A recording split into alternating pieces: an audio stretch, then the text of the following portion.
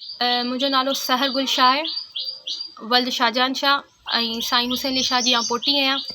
जीअं त साईं हुसैन अली शाह जो हिकिड़ो नालो हो, हिकिड़ी हिस्ट्री हुई सिंध लेवल ते बि, पाकिस्तान लेवल ते बि। त मुंहिंजे ख़्याल सां हुसैन अली शाह खे तारीफ़ जो हींअर त को मोहताज न, उनखे नंढो वॾो हर को सुञाणे थो। ऐं उन्हनि जे ई ख़ानदान मां आहियां। अच्छा साईं, मसइलो इहो आहे त हुसैन अली शाह जी वफ़ात खां पोइ मुंहिंजो अबो जेको हिते जो सरबराह हो, अॼु ताईं बाहे, पर वालिद साहिब जी तबियत ठीकु न आहे।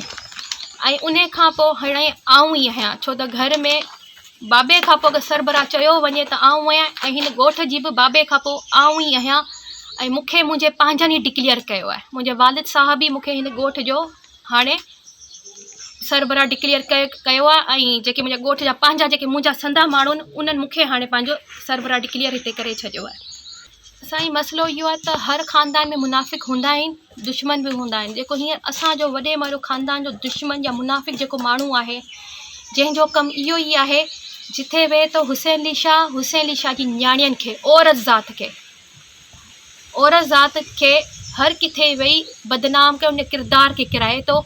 उन माण्हू जो नालो आहे ख़ुदा ॾिनो शाह, जेको पाण खे फाज़लानी सॾाए थो, पर आउं हुनखे पंहिंजे फाज़लानी ख़ानदान जो मेंबर नथी चवां। सैयद हो आहे या कान्हे, मुंहिंजो उन में कुझु न वञे, पर हू मुंहिंजे ख़ानदान जो हाणे न आहे। छो?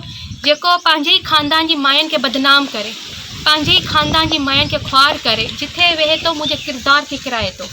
छो त हुन ॾे ॿियो को इशू कान्हे, हुन ॾे इहो ई इशू आहे त साईं शाहजहान शाह जी सिर्फ़ु हिकिड़ी छोकिरी न्याणी आहे, जेकी पढ़ियल लिखियल बि आहे, जेको डील बि करे सघे थी, ॻाल्हाए बि सघे थी, ऐं दुनिया में उथी वेठी बि आहे, पढ़ियल लिखियल बि आहे, ऐं एडवोकेट बि आहियां। त हू सिर्फ़ु मुंहिंजे ख़ौफ़ में ॿियो मूंखां कुझु नथो करे सघे, विड़ी नथो सघे, जंहिंजे करे सिर्फ़ु हुन हिकिड़ो ई कमु आहे, मूंखे ख्वार करणु ऐं मुंहिंजे किरदार खे किराइणु। इहो ख़ुदा ने शाह जो कमु आहे, जिथे वेहे थो मुंहिंजे किरदार खे किराए थो, ऐं मुंहिंजे बारे में जेतिरो घटिया ॻाल्हाए सघे थो, हू ॻाल्हाए थो। साईं, वॾनि जूं दुश्मनियूं आहिनि। साईं हुसैन अली शाह उन जो मामो हो, त तव्हां सम्झी सघो था प्रॉपर्टी जा जहिड़ा हुआ। साईं हुसैन अली शाह ज़मींदार न, को वॾो जागीरदार हो, चङी ख़ासी जागीरदारी हुअसि।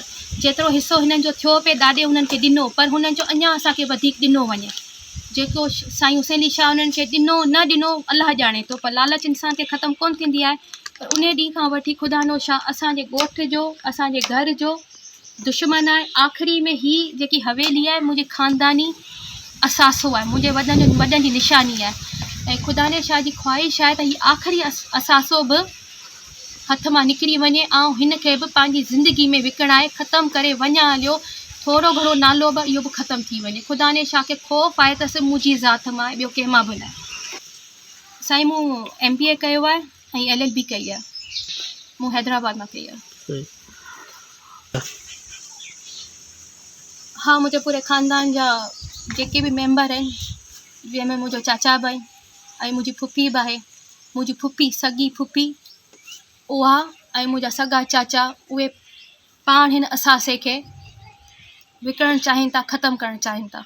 ऐं इहो मूंखे ॾाढो अफ़सोस सां चवणो थो पए, ऐं आउं खुलम खुला चवां थी। इन करे जेको तव्हां मूंखां पुछंदव सही ॻाल्हि कंदसि। साईं, तव्हां पाण सम्झी सघो था, मुंहिंजो त हिते को कमुकार त ई न। ऐं माशाल्लाह की सुठी ज़िंदगी कराची में गुज़ारियां थी। उन सिवा ऐं चाहियां त केॾी महिल बि किथे बि शिफ्ट आराम सां इज़त सां वञी वेही सघां थी। ऐं हिते वेठी आहियां त पंहिंजी इज़त ऐं पंहिंजे ॻोठ जी बका ऐं पंहिंजे ॻोठ जे असासे लाइ, पंहिंजे नाले लाइ, माने ख़ानदानी नाले लाइ। इन शइ जे करे, इन वजह सां आउं हिन ॻोठ में वेठी आहियां। ॿी कहिड़ी दुश्मनी करे वेठी आहे? ऐं वॾी दुश्मनी पंहिंजनि सां हूंदी आहे, जेकी ख़ानदानी दुश्मनी हूंदी आहे साईं, दुनिया जी ख़तरनाक दुश्मनी हूंदी आहे। तव्हां पंहिंजनि सां नथा विढ़ी सघो। ऐं हिकिड़ी आहियां जेको पंहिंजे पूरे ख़ानदान सां विढ़ां पई।